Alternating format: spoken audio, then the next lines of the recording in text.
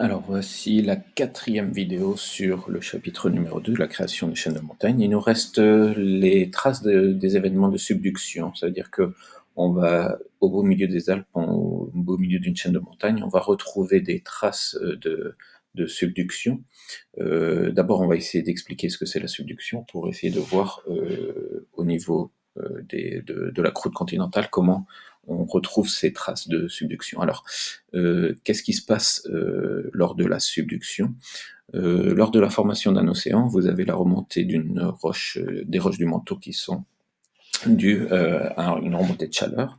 En fait, à ce niveau, les roches vont être très peu denses, ils vont avoir une densité qui va être inférieure à celle de la densité de la sténosphère. Donc, les roches vont flotter naturellement sur la sténosphère. Mais plus la roche vieillit, plus sa densité va augmenter. Donc, regardez, au bout d'un moment, la densité, ici, elle est de 3,4 pour la lithosphère océanique, et vous allez avoir les roches du manteau de la sténosphère qui va être à une densité de 3,25. Donc, la capacité de flottabilité de cette lithosphère océanique va diminuer. Là, comme les roches sont plus denses, elles vont plonger au niveau de la sténosphère. Ici, vous avez une croûte continentale. De toute façon, la croûte continentale est de densité très inférieure ou inférieure à la lithosphère océanique. Donc, la lithosphère océanique va plonger sous cette croûte continentale. C'est ce qu'on appelle un phénomène de subduction. Euh, c'est ce qui va permettre la formation de roches métamorphiques, puisque vous allez avoir des conditions de température et de pression qui vont changer tout le long de cette zone de subduction.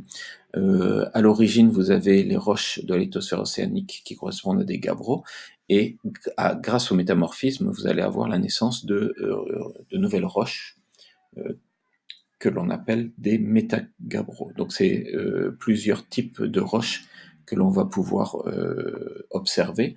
Au niveau de la zone de subduction, on va commencer par des schistes verts. On va avoir une hydratation très forte de la lithosphère océanique qui est due à des craquelures au niveau de cette couche lithosphérique océanique.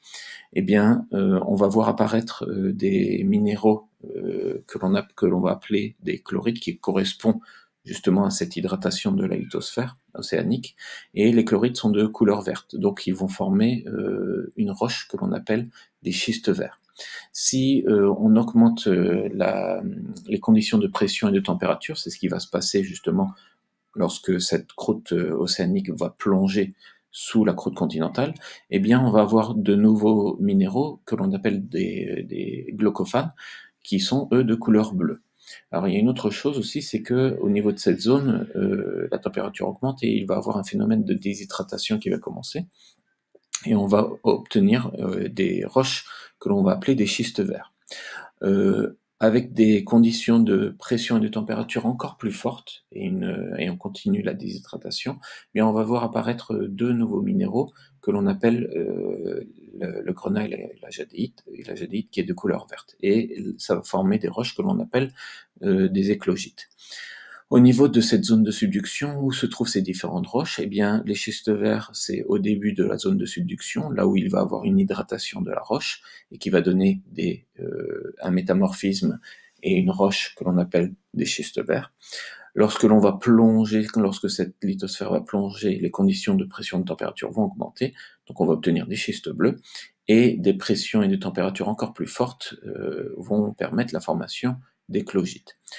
Toute cette partie ici, on la verra un petit peu plus tard. Pour l'instant, ce qui nous intéresse, c'est cette succession de roches, schiste vert, schiste bleu et éclogite, qui correspond à cette zone de subduction et à une profondeur de plus en plus importante de la roche lithosphère océanique dans la zone de subduction. Alors ici, vous avez un graphique qui correspond à la profondeur de la roche, aux conditions de profondeur de la roche, donc une augmentation de pression en même temps, et une augmentation de température. Les flèches bleues correspondent à une hydratation de la roche qui va permettre la formation justement de ces schistes verts. Plus en profondeur, avec une déshydratation qui correspond aux flèches rouges, correspondent aux schistes bleus, et quand on augmente encore la profondeur, on voit des roches qui correspondent plutôt à des éclogites, donc ça correspond exactement à ce qu'on a dit un petit peu plus haut. Ici, vous avez des exemples de roches. Je vous invite à regarder sur Internet différents exemples de roches, schiste vert, schiste bleu et éclogite. Alors, pour le schiste vert, vous avez des petits minéraux verts qui correspondent clairs, qui correspondent au chlorite, les minéraux de pyroxène et de plagioclaste, donc des feldspaths. Ici, un schiste bleu avec les minéraux de glaucophane qui sont de couleur bleue ici, et l'éclogite qui a une structure bien particulière. On voit des grains de grenat qui ont une couleur orange ici, et tout autour cette couleur verte qui est due à la jadéite. Alors on va terminer ici donc le cours sur la présence de ces minéraux en beau milieu des Alpes. En fait, vous avez la présence de cette subduction grâce aux roches présentes, par exemple au massif de Keras au niveau des Alpes.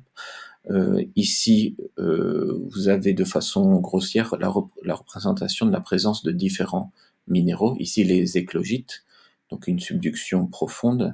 Ici, les schistes bleus, moins profondes. Et ici, la zone un peu plus externe des schistes. Donc ici, vous avez la présence de ce métamorphisme qui est dû à la subduction. Donc si on regarde un petit peu en coupe, en fait, on remarque que cette subduction, vous allez avoir cette plaque, cette lithosphère qui correspond à l'océan alpin, océan alpin qui serait passé sous une petite plaque qu'on appelle la plaque adriatique.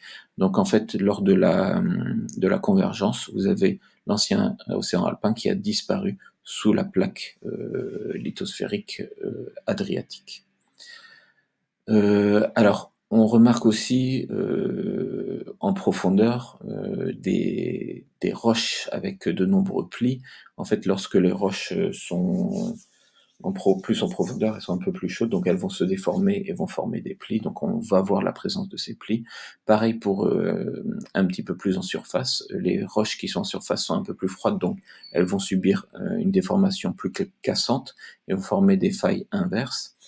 Et si vous avez des structures qui sont plus étalées au niveau du paysage et qui vont atteindre des kilomètres, c'est ce qu'on appelle des nappes de charriage. Ça veut dire que la compression, la convergence entre les deux continents va faire basculer des gros blocs de roches que l'on appelle des nappes de charriage, ce qui va être visible au niveau des Alpes et qui marque aussi la présence d'une convergence, d'une zone de convergence et de collision entre deux blocs.